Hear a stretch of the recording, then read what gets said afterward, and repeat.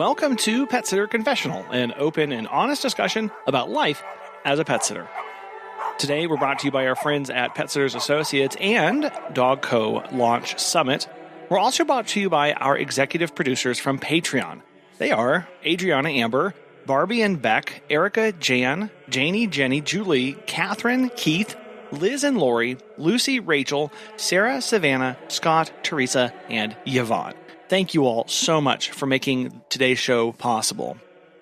We recently got a question about how you could best support the show, and there are many ways to do this. First off, you can go to petsitterconfessional.com/support and see all of the ways there. But basically, the best way of supporting the show is sharing an episode that you love with somebody else. Then you can leave us a review on Apple or Spotify or wherever you're listening to the show. And yes, you can support the show financially. It is our goal to keep this show free and accessible for everybody in the industry for as long as possible. And that means we do need support to keep it going. And so we do have two tiers on Patreon. We have the Dachshund and the Great Dane. The Dachshund is $5 a month. If you love the show, if you get something out of it, and you just want to contribute something back to it, this is an amazing level. If you want to give a little bit more and get access to early releases of episodes, video versions of the interviews or extended interviews, plus our monthly meetups, which we do typically the first Friday of every month, that's the Great Dane level, and that's $15 a month.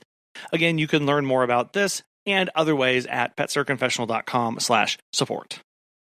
One thing that I love to do, and I think is really important as being a business owner, is to learn from other businesses, learn from other business owners. That's certainly the foundation of the podcast. I also think it is important to, from time to time, look at other industries to see what kind of lessons we can take from that. And so that's what I want to do on today's episode. I want to look at a business in Paris, France, that's actually centuries old. It's over 300 years old. And kind of what lessons can we take from that? What can we learn from their passion, from their patience, from their doing business with heart? And how can we apply that to the life of an independent pet sitter and dog walker? I first came across this company watching a Business Insider's interview and video about their history, and I was absolutely fascinated and have watched this video several times now and done a lot more reading on them.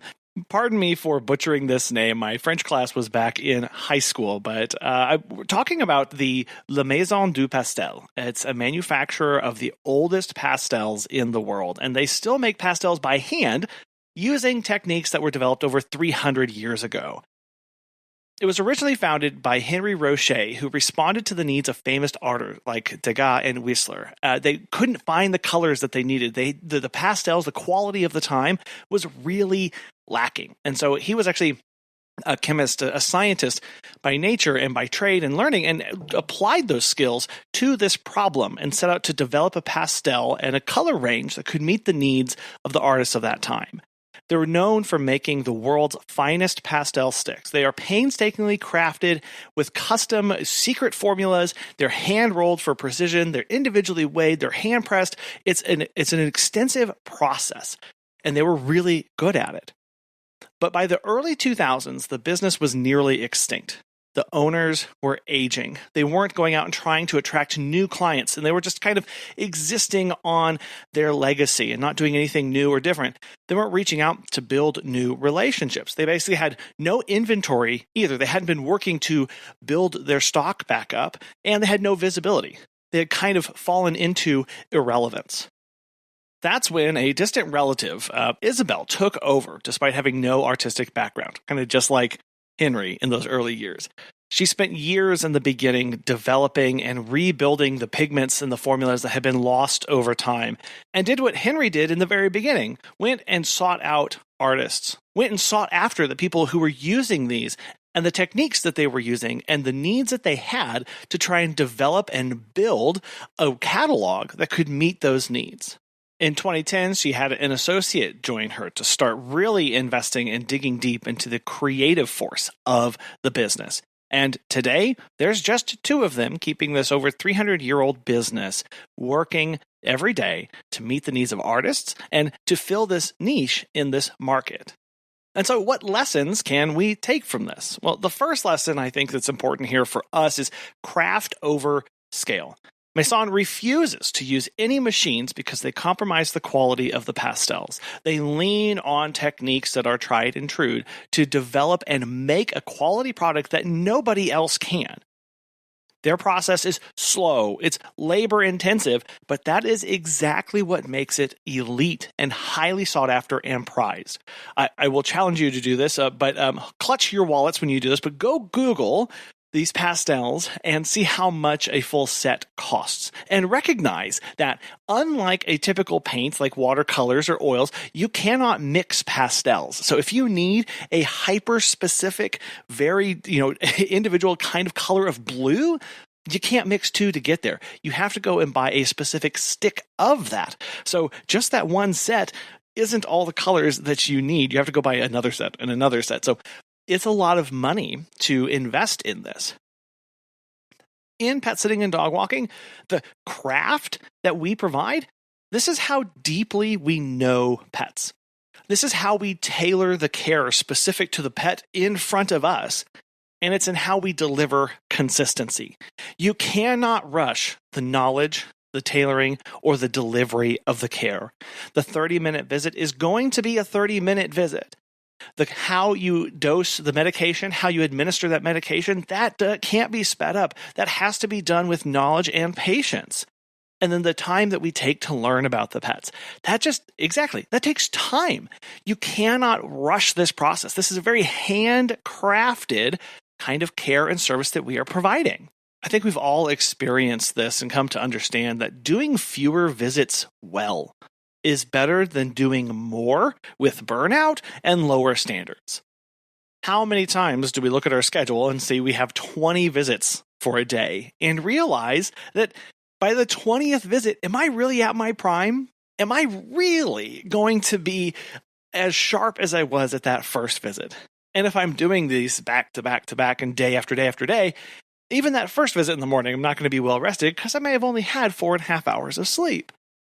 This is what we mean when we look at craft over scale. Focus in and hone in on the details above and beyond a mass market kind of production. This is what will allow you to stand out and provide that quality service that we are all after.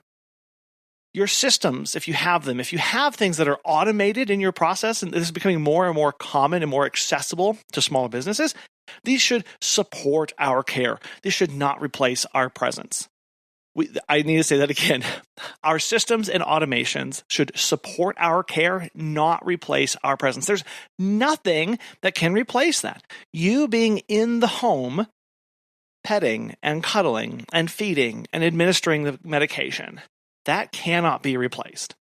And so we should lean into that. We should focus on that and have systems in place and automations in place that allow us to be present. And this is certainly a balancing act. Just because something worked for you pretty well 10 years ago or 5 years ago doesn't mean that it should be the only thing that we rely on. We can get caught in the trap of thinking that, well, it was good enough for me a decade ago, it's good enough for me now. We have to assess everything that we're doing and really look to see, is this allowing me to provide the best quality service possible? In the case of Maison, they do agree. They agree that these handcrafted, hand-pressed, no automations, anything that allows them to make the best pastel stick possible. For us, what kind of automations can we set up maybe in controlling our email intake or automated responses or automatic booking reminders, automatic payments? These allow us, though, to focus on what is the bread and butter, what is actually what we're doing is serving people's pets.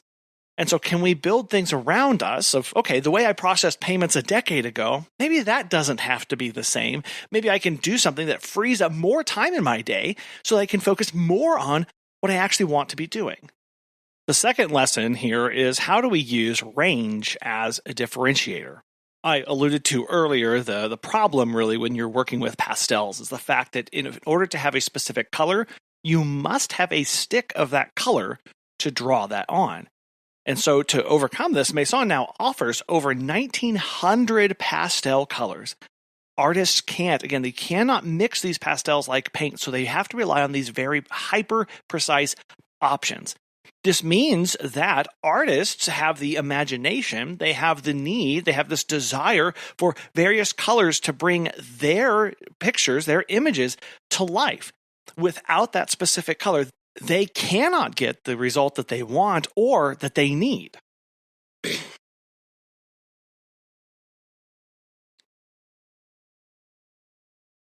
In pet care, clients can't mix and match to get what they want, right? They need us to offer services that fit their lives. They have a hyper-specific need or want or desired outcome, and they look for the solution that fills it precisely. So as we look to our business, right, do we have a thoughtful service menu? Do we have thoughtful, precise options that pinpoint exact problems or exact pain points that particular clients may have? And here's the beauty of this. I think many times when we hear something like this, we think that we have to offer everything under the sun, even things that aren't within our wheelhouse. It's easy to take this concept and go, okay, gosh, well, I guess I have to always take on ducks, and I need to do sugar gliders, and I have to do short visits, and I have to do long visits, right? And I have to do all sorts of pet sitting. I have to do overnight visits, and I have to do late night visits, and I have to do weekend visits. Like, that's not what we're saying here. What we are saying is that you as a business, have we thought through pain points and possible solutions for the clients that we want to serve? Okay, Maison is looking after, they're trying to serve artists that want all of these colors, that are looking for all of these possible options. That's what we do in our business. We have to ask ourselves, okay, do I want to offer quick visits, enrichment hikes, or enrichment walks, right? Maybe customized schedules that are fully detailed down to the last minute of my time there. It's all like offering different shades that a client would choose from or an artist would choose from for their particular need. We have to start with the end in mind and then design that suite of services that we can offer our clients, because then we're actually serving them with what they need. Many times, Maison will develop a particular color for one artist because they're not happy with the current ones out there and they're looking for a specific thing. We have to remember that we are not a generic solution. We're not a one-size-fits-all. We do tailored care. That's what actually earns loyalty, when people understand that they get personalized care from us. And here's what I really love about this. Let's say you're a business and you only offer a single service. Maybe you're only cat sitting, or maybe you're only dog walking, or even if you're only poop scooping, or you're only pet sitting. The breadth and variety that you do within each one of those visits is immense.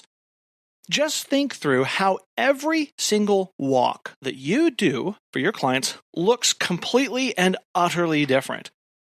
How you put on their gear, how you hold that leash, how you guide them along the trail, where you take them, how you allow them to sniff, what you do with them when they get back, how you put them away. All of that stuff is different. For cats, how are we playing with them? How are we engaging with them? Do we need to use Feel Away a spray? Do we not need to do that? Are we doing enrichment videos for them while we're over there? What kind of litter are we going to be recommending and working with? How are we putting out their food and their feeding schedule and their feeding regime? That is the true color of what we do.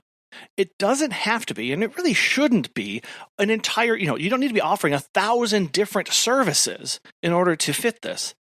But what you get to do is offer a single service. I'm doing dog walking, but I'll make sure that this dog walk is fully customized to your dog's needs and how to solve your problem as the client. That's a whole other range of colors that we can bring to this. What are their booking options? What are their cancellation options? How are their payment options? All of those options and so many more are what allow us to meet our clients where they are and serve their pets where they are as well. Today's episode is brought to you by our friends at Pet Sitters Associates. All professionals should have specific pet business insurance. And as a pet sitter, you know how much trust goes into caring for someone's furry family member. But who's got your back? For over 25 years, Pet Sitters Associates has been helping pet care pros like you with affordable, flexible insurance coverage. Whether you're walking dogs, pet sitting, or just starting out, they make it easy to protect your business. Get a free quote today at PetSitLLC.com. And as a listener of our show, you get $10 off your membership when you use code Confessional at checkout. Again, that's PetSitLLC.com, because your peace of mind is part of great pet care. The third lesson from Maison du Pastel was how we can collaborate with clients and the power that gives us. Rocher built his pastel line by talking directly with artists, sitting down with them in their rooms, looking at the artwork that they were putting together, and trying to come up with a solution for both the colors that they wanted and the consistency that they wanted.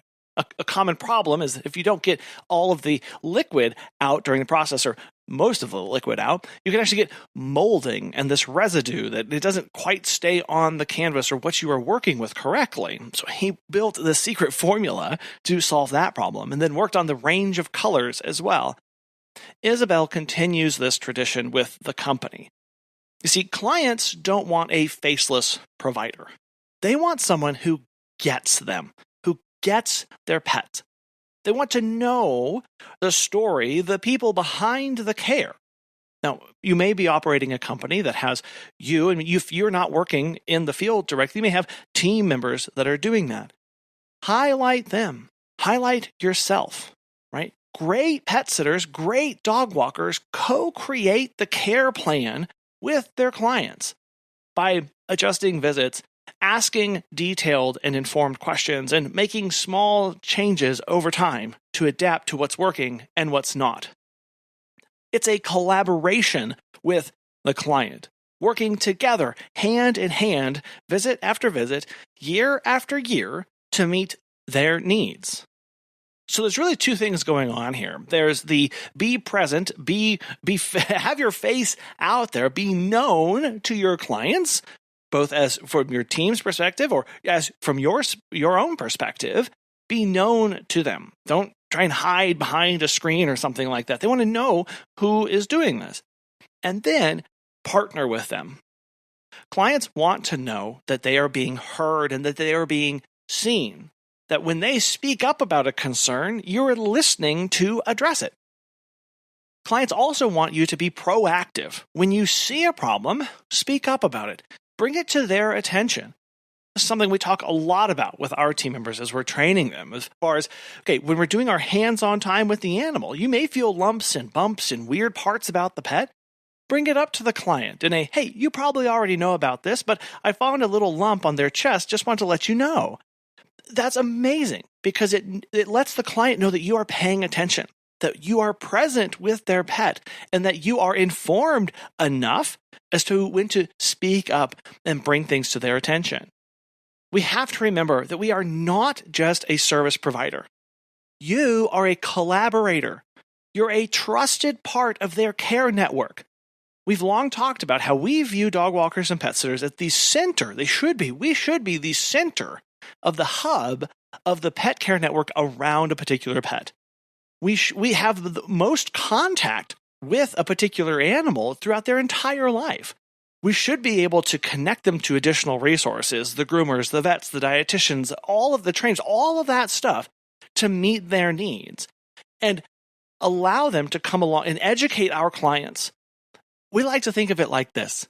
If we have a client who comes to us and starts their service with us today, and if they're with us for 5 years or even 6 months, they should not be the same kind of client at the end of that. They should be better educated, they should be more involved, and they should be more passionate about their pet than ever before. And we get to help them with that. When we do meet and greets, right? We don't think of them as I'm pitching myself for you to use my services. We don't view it as that way. This is a two-way interview process right now.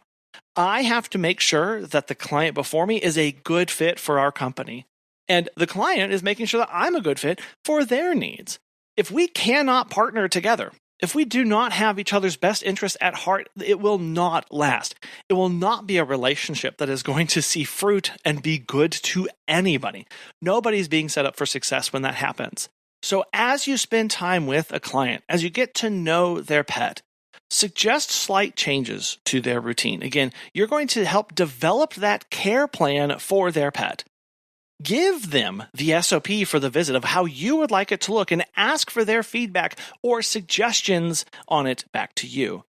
Obviously, there's going to come some times where we have to put our foot down as a professional, as having morals and having a line in the sand for what we are and are not willing to do. But when we can partner with people and educate them on why we do certain things, it's so much more powerful and has so much better outcome for both the pet and their owner. The fourth lesson from my takeaway of this company is how storytelling is marketing. Right? Maison doesn't market through flashy ads. They're not spending millions in revenue in order to get their story out there, or hyper-targeted, geolocated fences to display ads for people as they go to certain places. They let their story of their history, of their quality, and of their craft do the work. Now, it does mean that they have to get that message out there in some way. But what they get out there, what we get out there, has to be compelling. And pet care is equally equivalent here, right? We have to show people who we are, what drives us, and why our approach is different. Notice how he didn't say what we do. Too often, it's easy to fall in the, I do pet sitting, I do dog walking, I come over multiple times a day, I give you updates and I give you photos. That's what we do. We have to say the why and the who. We have to share our story, right? Who are you? Who are you? How would you share that with a client? How would you share what drives you? Why do you show up to work every day? Why do you put in these late nights? Why do you deal with all the vomit in the cleanup? Why do you deal with the hot days or the cold days? Why are you here? And then, why is our approach different? This gets into some deep mission, vision, values, and goals that we have for our company. This gets into the foundation of everything that we are doing as a business. Again, why do we show up, and why does what we do matter? When we can share that with clients, it unlocks a whole other level of power and connection. So we can use things like client transformations. My client came to me and had a dog with too much energy and was destroying their blinds. We started 2-a-day walks, and within the first week, the dog was more calm and settled in and could regulate itself a little bit better. And here's the before and after pictures of the blinds that we that have lasted for this time. You can also share team profiles. So if you have a team of employees, share about them, brag about them, share their photos, share their story for why they show up. Share about your story as well. Even if you're not in the field doing visits, or if you are in the field doing visits every single day, make sure people know about who you are and why that you're here. You can also think about sharing behind the scenes glimpses of whether that's you scheduling, whether that's you studying for an upcoming, test that you want to take to learn more about a particular species or type of care. Or maybe that's just a follow along camera style where you're going from visit to visit and showcasing what it means to be a pet sitter and dog walker. You'd be surprised the number of people who have no clue what we do. They have a preconceived notion of what they may have done when they were in middle school and think that you do it exactly the same way. Which understandably would mean why they're not all that impressed when we talk about what we do and why our prices are so high. Well, because they knew somebody who used to do this on the side, or they knew somebody, or they did it whenever they were 9. I think one of the biggest compliments that I have gotten from a team member was after they had been with us for many months, I asked them, say, how's everything going? Are you still liking this? Doing just one of these check-ins. And he said, Colin, it's so funny whenever I go and tell people what I get to do, they don't believe me that it's hard. Right? They have no idea what goes into making a visit happen every single day. And his eyes had been open to this world. And that is what we can do to our clients as well. And we should be doing that, bringing them into the fold at least a little bit, right? Maybe not all the anguish or cursing late at night whenever we have to make changes, but at least showing them what does it mean to be a professional. Sure, we can say it means showing up on time and it means writing a good update. It means studying. But those are just words, right? We have to show and tell people, right? So show them what that means. Show them the work that you do as well as you tell them about it, right? We have to remember we're not selling a visit. We're selling peace of mind. We're selling consistency. We're selling genuine care. That means we have to market differently. It's not just a random list of stats and figures and trump cards. It's an emotion. It's a feeling. It's a destination that we need to take that client to through all of our hard work. And now a word from our second sponsor, Dogco Launch. The Dogco Business Summit is coming up soon, located in Winston-Salem, North Carolina, September 26th through the 28th. This is a conference for scaling pet care companies. Learn from top industry leaders about how to take your pet care business to the next level. Go to dogcosummit.com to get your ticket today. So far we've had 4 lessons. We've talked about craft over scale. We've talked about using range as a differentiator, collaboration with clients, storytelling is marketing, and our 5th lesson today is culture is what survives. Despite taking over and modernizing the business, Isabel kept the antique tools and time-tested techniques. She kept what was sound, what was good, what brought in that culture for the business, and wanted to preserve that at the heart of what she did. That's a lesson for us, right? Culture is our business's soul. It must survive growth and change. Isabel made a lot of changes to the business. She changed a lot about how they marketed, how they told their stories. She brought in a business partner and did a lot of that stuff, right? Modernized the business in a lot of aspects. But she didn't change the culture or the soul of the business. She looked at what was working. She looked at what made them unique and different, and she kept that. As our businesses grow and change and evolve, it is easy to leave that stuff behind. Well, I don't need that level of customer service. Well, I don't need that kind of connection. I don't need that care because I'm growing too much. Or I need to modernize and I need to bring in a lot of automations and systems and softwares and I need to do this. And so that connection that I had, that personal touch that I had, it's not necessary anymore. I've got to leave it behind. What happens when we do this is we realize what were the reasons that people were here with us. Too often we realize the impact that our culture has on our business when we leave it behind and we try and do without it. So as we hire or expand our business, we have to protect what makes our services special. Maybe it's a thorough onboarding and screening process of new clients or team members to make sure that they're going to be a good fit. What does that mean? It's not just, okay, we check boxes that they live in our service area and they have a dog. Done. Right? Nope. It's so much more than that. Are they a good culture fit for your business? Do you even know what that is? Right? Make sure that you're protecting your clear expectations that you've set, that people know what's going to happen and when it's going to happen. You also have to celebrate great care. We can never leave this behind. If we sacrifice care of our animals and the pets that are in our charge, everything else is completely meaningless. It doesn't matter how flashy the brand is. It doesn't matter how new the software is or how easy it is to pay. If the care sucks, all of that is a complete and total waste. Embrace and seek after better and better care at every step. Keep that center and focused no matter what is going on. And then we also have to make sure that we're saying no to mismatched clients and be consistent about that. Saying no early and often to protect yourself and your business. And mismatch, this can mean whatever it means. That's what's best for you and your business. Maybe they're just outside your service area. Maybe they don't book on time and they're mad about that. Maybe they consistently complain about your pricing or they're not happy with some of the requirements and boundaries that you have. Usually that's what we see. Mismatched clients are mismatched because they don't like our boundaries. They don't like how we are trying to protect ourselves and our business, and then we have to let them go. Because if we sacrifice our peace of mind, if we sacrifice our business culture and soul, it's not going to be a business anyone's going to want to be involved with for long. First and foremost, us. If you do grow a team of employees, make sure that your team feel proud of the work that they're doing. Help connect them to the why and the deeper meanings of what you do as a business. And make your clients feel part of something special. Make sure that they see the quality that you provide them.